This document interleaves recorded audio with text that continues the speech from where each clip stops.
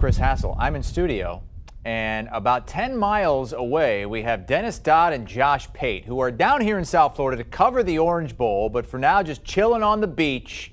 Dennis has his martini thing on. Yeah, that's a little martini glass, I think.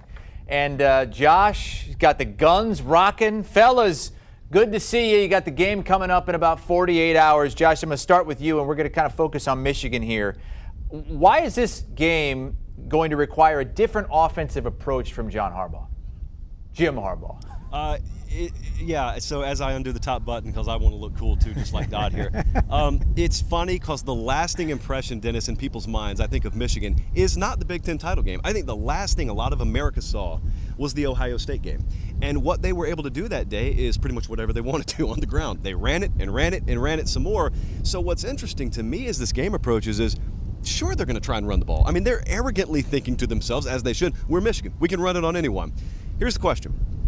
What if that Georgia run defense, absent a Jamison Williams or a Bryce Young, is really that impenetrable, is really what we saw during the season, and it's just brick wall, brick wall, brick wall? Well, then all of a sudden, doesn't mean you can't win the game, but it does mean Cade McNamara and that offensive line in a protection manner has to come through. It could be that if Michigan wins this game, I don't know, Dennis, maybe they do it throwing the ball a little bit more than we expected? Yeah, it's easier for Michigan to win this game for Georgia to make Cade McNamara a passer, if that makes sense, as opposed to making Stetson Bennett a passer. Because he's a better passer than Stetson Bennett. Yeah. He threw for 400 yards against Michigan State in that game. Nobody talked about where he set a career high. Now, admittedly, Michigan State has the worst pass defense in the country. But I think one of the storylines for this game is Cade McNamara went in as a game manager and came out as something more than that. He can throw the ball. He's got juice. They can go downfield. He's got some pretty good receivers. They don't throw it that often, but if he's made to throw it, they can win this game that way. How about the Michigan defense and, trying to duplicate the success that Alabama had against this Georgia offense in the SEC championship game? How do they do it? Well, Dennis, to me, that's where it gets really interesting, because all year long, we have talked about the Michigan Wolverines within the context of edge rushers. And Aiden Hutchinson goes all the way to New York City as the runner-up, I believe, for the Heisman Trophy. And if we go back to the SEC championship game, it was the ability to get pressure. And it was also the ability to force Stetson Bennett to throw it out of necessity instead of luxury.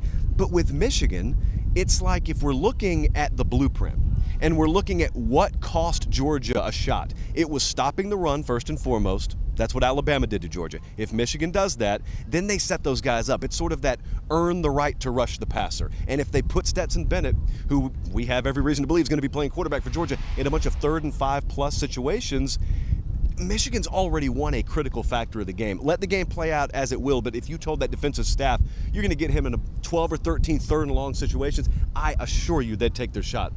I'm going to scoop myself, because this is the biggest reason I think Michigan can win. It's because they have the ability, at some point in these next two games, I think a lot of people think that Georgia's going to have to score about 35 to win, whether it's Alabama or Michigan. I don't know if they can, as currently constructed.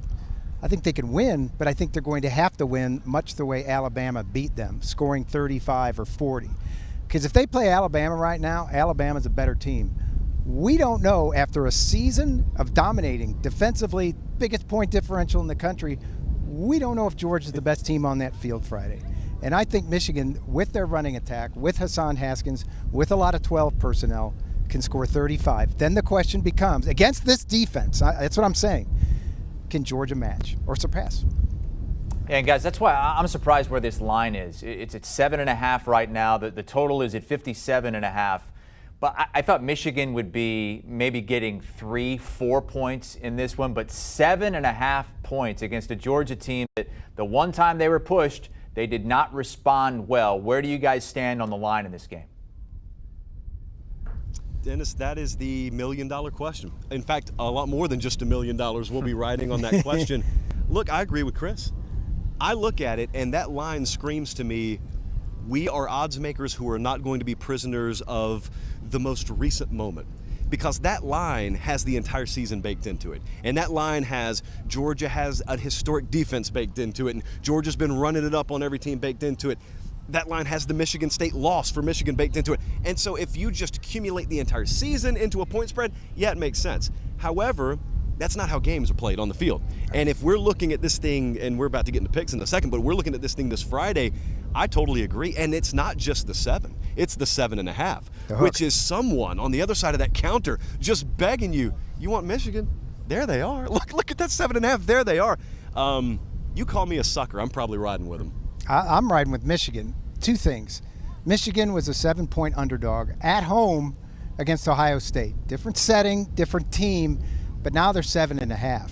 I think they cover, and I scoop myself. I think they win outright because of the fact that until Georgia proves otherwise, and I would not bet this game because of what I'm about to say, until they prove otherwise, they haven't flushed Alabama. They lost their manhood in Atlanta.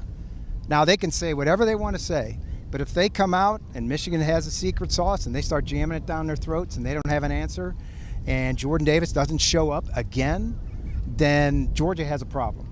And they have to prove that to me. That's why I would stay away from this game, because I don't know what Georgia defense is going to show up. This is a really important point, by the way, Chris. There's been a lot of talk in and around Athens, Georgia, about sort of a cleansing, and that Georgia game against Alabama, hey, that's our version of Michigan State beating Michigan. We tasted our blood a little bit. Now we got mentally recalibrated. Look, you can say all you want to. 3 weeks doesn't really change the identity of a team. Bottom line is, if this game starts off favorably for Georgia, then all that stuff can be built up into positive momentum. But what if you're just getting stoned? Midway through the first quarter, a couple of 3-and-outs, Michigan's pushing it on you a little bit, your pass pro's holding up if you're Michigan, Georgia's pass rush is not getting home. In other words, a replay of the SEC championship game begins. At that point, you know, it's early in the second quarter, and it's a critical 3rd and short. You're not thinking about whether your mentality's changed. It's just team versus team. Better one's going to win. To the point that Dog Nation is panicking a little bit. They think the salvation of this game, and I'm talking in general, but a big part of the Georgia Nation, I'm sure you agree, thinks the fix to this is JT Daniels throwing to George Pickens. We don't know what version of George Pickens is going to show up. In the last 4 games last year, we know they hooked up 23 times total. JT Daniels threw for 1,200 yards in those last 4 games. Those are nice statistics, but this isn't a college football playoff. We don't know if JT Daniels is going to play. I asked Kirby on the Zoom today, what is the plan for JT Daniels? And he said very cryptically, he said, if the situation dictates and if he's healthy. Well, wait a minute. I thought he was healthy. And if not, what's going on? We don't know. This time of year, in this particular year, 2021, we really don't know who's healthy and who's not. And guys, as you know, we're going to find out come Friday who is available and who is not. Looking forward to have you guys down here and covering the game for us. At the Orange Bowl, Dennis Dodd and Josh Pate, 7:30 Eastern time on New Year's Eve. That's Friday. That is the nightcap after Alabama takes on Cincinnati at the Cotton Bowl.